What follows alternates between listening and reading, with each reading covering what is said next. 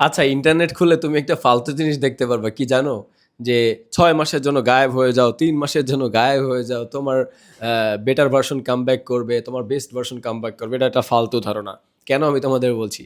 দেখো, আমি নিজে ট্রাই করেছিলাম, 30 দিনের জন্য ফেসবুক অফ করে দিছিলাম। তারপর আমি কি করছি জানো? সারাদিন ইউটিউব দেখছি। তোমাদের আমি আসলে বলি বিষয়টা কিভাবে কাজ করে। তুমি 6 মাসের জন্য গায়েব হইছো, ঠিক আছে? তুমি প্রথমে তো তুমি নিজে একজন ইন্ট্রোভার্ট মানুষ, যে মানুষের যাতে তেমন একটা কথাবার্তা বলো না, বা নিজেকে লুকায় রাখো, গুটায় রাখো, ঠিক আছে? সোশ্যাল গ্যাদারিংয়ে যাও না। এখন তুমি যদি তোমাকে এভাবে আটকায় রাখো না, দেখবা কি আমি আসলে এখন কি করব, হ্যাঁ, মানে এরকম একটা কনফিউশনের মধ্যে পড়ে যাবা।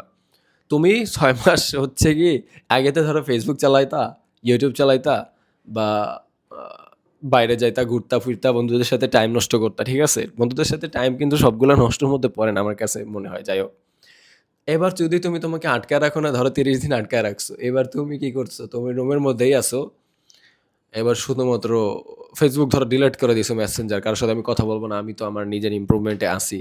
কিন্তু দেখবা কি 30 দিন পর তুমি পুরো লাড্ডু। কারণ তুমি মেসেঞ্জার চালাওনি, তুমি ফেসবুক চালাওনি, এবার তুমি হচ্ছে 11 ঘন্টা, 6-7 ঘন্টা, 8 ঘন্টা ইউটিউব চালাইছো। তো এটা একটা ফালতু জিনিস। আবার অনেকের জন্য কাজ করে। যদি তুমি ধরো পড়াশোনা করতেছো, তুমি অ্যাডমিশন ক্যান্ডিডেট, এই ক্ষেত্রে তোমাকে অবশ্যই লুকায় নিতে পারো, এটা কাজে লাগে। তো আমি তোমার বলি, এখানে মেইন মিসকনসেপশন যেটা, তুমি তোমারে লুকায় নিতেছো না, এইটা মেইন ফ্যাক্টর না। দেখো, তুমি ধরো সেলফ ইমপ্রুভমেন্টের জার্নিতে আসো, বা তোমার আত্ম উন্নয়ন করতেছো, ঠিক আছে? খুবই সুন্দর একটা জিনিস। তো দেখো, তুমি যদি নিজেকে লুকায় রাখতে হয় জোর করে, তাহলে তুমি কি আত্ম উন্নয়ন করতেছো যে তোমাকে নিজেকে জোর করে লুকায় রাখতেছে?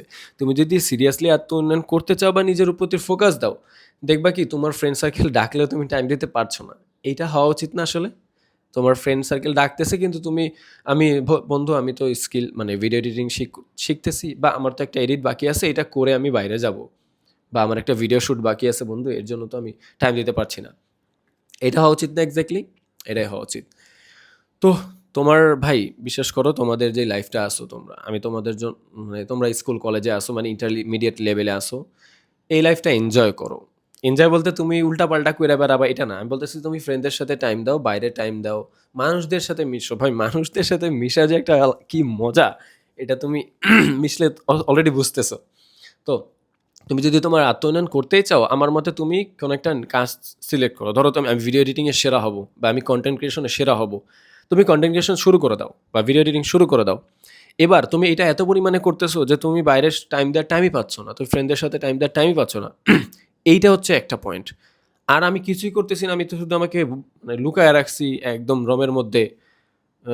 আমি টাইম দিতে পারবো না বন্ধু, মানে আমি একটা জার্নিতে আছি। কি করতেছিস? আমি তো ফেসবুক চালাচ্ছি, সরি, আমি তো ইউটিউব চালাচ্ছি। তো এটা হওয়া উচিত না। আর ভাই, লুকায় রাখার বলতে কি, আমি বিশ্বাস করি লাইফের সেলফ ইমপ্রুভমেন্ট করবো, অবশ্যই সবই করবা, কিন্তু লাইফটা এনজয় করাও জরুরি। এনজয় বলতে আমি বুঝাচ্ছি কি, সোশ্যাল হওয়াটা অনেক ইম্পর্টেন্ট।